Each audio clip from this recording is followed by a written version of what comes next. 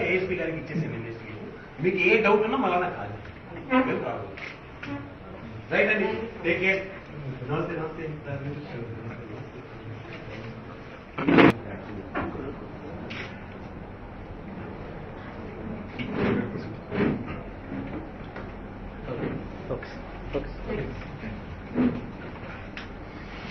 ఏదైతే మొన్న 11వ తారీఖున జరిగినటువంటి నాపై దాడి ఉందో ఆ దాడికి సంబంధించినటువంటి ఇన్వెస్టిగేషన్ విషయంలో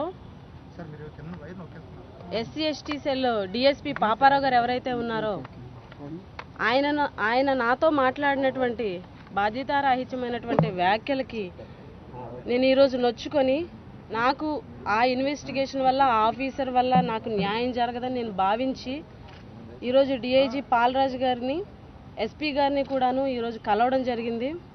ఏప్రిల్ 11వ తారీఖున తెలుగుదేశం నాయకులు కార్యకర్తలు ఎవరైతే ఉన్నారో చినకుదుమ బూత్ నెంబర్ 152లో రిగ్గింగ్ జరుగుతుందని నాకు సమాచారం రావడంతో అక్కడ ఉన్నటువంటి పీఓ తోటి ఇక్కడ రిగ్గింగ్ జరుగుతుందని కంప్లైంట్ ఇవ్వడం కోసం నేను వెళ్ళినటువంటి సందర్భంలో అక్కడ ఉన్నటువంటి జడ్పీటీసీ భర్త అయినటువంటి డొంకాడ రామకృష్ణ ఆయన మనుషులు అదేవిధంగా విజయరామరాజు గారి ఆధ్వర్యంలో ఆ రోజు నా మీద తీవ్రమైనటువంటి దాడి జరగడం జరిగింది. ఒక గిరిజన మహిళా ఎమ్మెల్యేను కూడా నన్ను చూడకుండా తీవ్రంగా గాయపరిచి వాళ్ళ ఎవరైతే ఉన్నారో వాళ్ళ కార్యకర్తలు వాళ్ళ మనుషులతోటి నన్ను చంపించేటువంటి ప్రయత్నం చేయడం జరిగింది. ఎందుకు అనంటే ఆ విజువల్స్ అన్నీ కూడాను పోలీస్ డిపార్ట్మెంట్ వాళ్ళకి మేము అందజేశాము. ఆ ప్రతి వీడియోలో కూడాను మారణాయుధాలతో కర్రలతో గొడ్డలతోటి అదేవిధంగా పెద్ద పెద్ద సమ్మెట్లతోటి వాళ్ళు దాడి చేసినటువంటి తీరు చూస్తే నిజంగా ఆ రోజు కనుక డోర్స్ ఓపెన్ అయితే ఖచ్చితంగా నన్ను నా భర్తని కూడా చంపించేటువంటి పరిస్థితులు ఆ రోజు కల్పించడం జరిగింది. 3 గంటల పాటు ఒక భయాందోళనలో నిజంగా బతుకుతామా బతకమా అన్న భయాందోళనలో ఆ రోజు రూమ్లో మేము ఉండడం జరిగింది. నిజంగా 3 గంటల పాటు నిర్బంధించి కరెంటు తీసి చిత్రహింసలు బయట నుంచి రాళ్లతోటి సుత్తులతోటి కొట్టి ఇంక మేమైతే డిసైడ్ అయిపోయాం. మా హస్బెండ్ అయితే వాళ్ళ నాన్నగారికి ఫోన్ చేసి కూడా నాన్న మేము చనిపోతున్నాము చంపేస్తున్నారు అని కూడా చెప్పారు. అంత ప్యానిక్ సిచ్యువేషన్లో మేము ఉన్నాము. అయితే మేము కంప్లైంట్ ఇస్తే ఈ రోజు వరకు కూడా ఎటువంటి యాక్షన్ లేదు. నిన్న విజయరామరాజు గారు డిఎస్పీ గారిని కలిసిన తర్వాత నేను ఉదయం డిఎస్పీ గారితో మాట్లాడితే ఆయన మాటల్లో చాలా వ్యత్యాసం. అంటే ఖచ్చితంగా ఆయన ఇన్ఫ్లుయెన్స్ అయ్యారు. నాకు నా విషయంలో జరిగినటువంటి దాడి మీద నాకు న్యాయం జరుగుతుందని నేను భావించట్లేదు. అందుకే ఈరోజు మేము డిఐజీ గారిని ఎస్పీ గారిని కలవడం జరిగింది. ఒక ఎమ్మెల్యేకి, అది కూడా ఒక మహిళా ఎమ్మెల్యేకి ఈరోజు భద్రత లేదు అని అంటే సామాన్యులు ఈరోజు ఏ రకంగా ఈరోజు ఉండాలన్నది ఒక్కసారి గమనించాల్సినటువంటి అవసరం ఉంది. మేము ఒకటే డిమాండ్ చేసాము, ఈ కేసులో న్యాయం జరగాలి. ముఖ్యంగా విజయరామరాజు గారు శత్రుచర్ల విజయరామరాజు గారి ఆధ్వర్యంలో ఆయన కనుసన్నల్లో ఈరోజు మమ్మల్ని చంపేటువంటి ప్రయత్నం ఆ రోజు జరిగింది. ఆయన ఆధ్వర్యంలో జరిగినటువంటి దాడి ఏదైతే ఉందో ప్రతి ఒక్కరిని ఎవరిని వదిలిపెట్టే ప్రసక్తి లేదు. న్యాయం జరిగే వరకు ఎంతవరకైనా వెళ్తాము. సెంట్రల్ ఎస్టీ కమిషన్కి పెడుతున్నాము, హ్యూమన్ రైట్స్కి పెడుతున్నాము, సెంట్రల్ ఎలక్షన్ కమిషన్కి అన్నిటికీ కూడా కంప్లైంట్ ఇస్తున్నాము. న్యాయం జరుగుతుందని భావిస్తున్నాము. ఖచ్చితంగా అవసరమైతే ఎంత దూరమైనా వెళ్ళి మాకు న్యాయం జరిగే వరకు పోరాటం చేస్తామని ఈ సందర్భంగా మీకు తెలియజేస్తున్నాం. అదేవిధంగా జడ్పీటీసీ రామకృష్ణ ఆ గ్రామంలో అందరినీ కూడా జడ్పీటీసీ భర్త డొంకాడ రామకృష్ణ ఆ గ్రామంలో ఉన్నటువంటి ప్రజలకి అబద్ధాలు చెప్పి నేను దాడి చేశానని చెప్పి సృష్టించి వాళ్ళందరినీ రెచ్చగొట్టడం జరిగింది. మీడియా ద్వారాగా ప్రజలందరికీ తెలియజేసేది ఏంటి అని అంటే డొంకాడ రామకృష్ణ మీద కనీసం నేను వేలు కూడా వేయలేదు. గమనించండి, మీరు ఎవరైతే అబద్ధాలు చెప్తున్నారో వాళ్ళు చెప్పే మాటలను ఈ రోజు కాకపోతే రేపైనా మీరు అందరూ తెలుసుకుంటారని నేనైతే ఈ సందర్భంగా మీడియా ద్వారా మీ అందరికీ తెలియజేస్తున్నాను. Thank you. చినకుదుమ గ్రామంలో జరిగిన ఘటన విజయనగరం జిల్లాలో ఏనాడు కూడా జరగలేదు.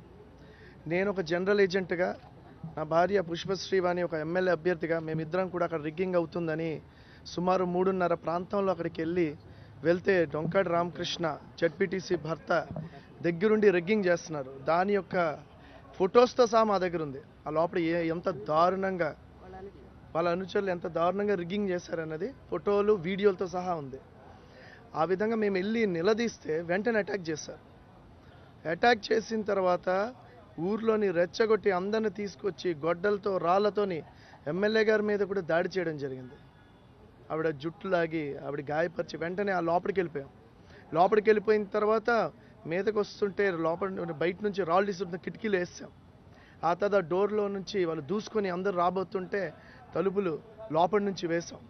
వాళ్ళు తలుపులు పగలగొట్టడానికి చూశారు, కిటికీలు పగలగొట్టడానికి చూశారు.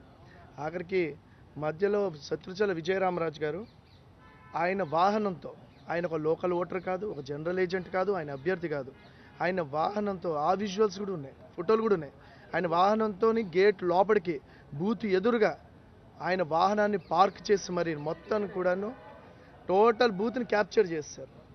ఇది టోటల్గా ఎలక్షన్ కమిషన్ యొక్క నియమాలకు ఉల్లంఘన చేస్తూ పూర్తిగా రౌడీయిజం. ఎక్కడో సినిమాల్లో చూస్తుంటాం ఇలాంటి ఘటనలు. ఈరోజు మా దౌర్భాగ్యం ఏంటంటే మా నియోజకవర్గంలో ఇంత శాంతియుతమైన నియోజకవర్గం, మేమిద్దరం కూడా 5 సంవత్సరాలు రాజకీయం ఎవ్వరు కూడా హాని చేయకుండా ముందుకు సాగాం. ఇలాంటి ఘటన జరగడం అన్నది అది కూడా మా నియోజకవర్గం చాలా చాలా బాధాకరం. అలాగే నా భార్య మీద దాడి చేయడం అనేది ఇప్పటికీ నేను మర్చిపోలేకపోతున్నాను.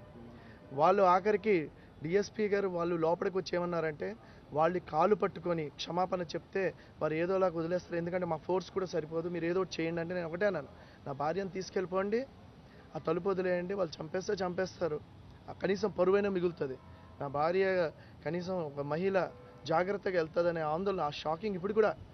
ఎందుకంటే ఒకవేళ వాళ్ళు దాడి చేస్తే ఒక మహిళని ఏ విధంగా విచక్షణారహిత దాడి చేస్తే ఆ పరువుని కాపాడుకోలేం, ఆ భయం ఇప్పటికి కూడా నాలో ఉంది. అంతేగాని ప్రాణం పోతే ఎవరైనా ప్రాణం పోయినా పర్వాలేదు కానీ పరువు పోకూడదనే తపంతో ఆ రోజు షాకింగ్ మూమెంట్లో నేను ఉన్నాను. అయితే ఇది అంతా కూడాను వెంటనే పోలీసులు వారు చర్యలు తీసుకోవాలి. ముఖ్యంగా ఆ రోజు ఎవరైతే పోలీసులు లాస్ట్లోని ఏఎస్పీ గారు వీళ్ళందరూ వచ్చారు, చాలా చాకచక్యంగా వ్యవహరించారు.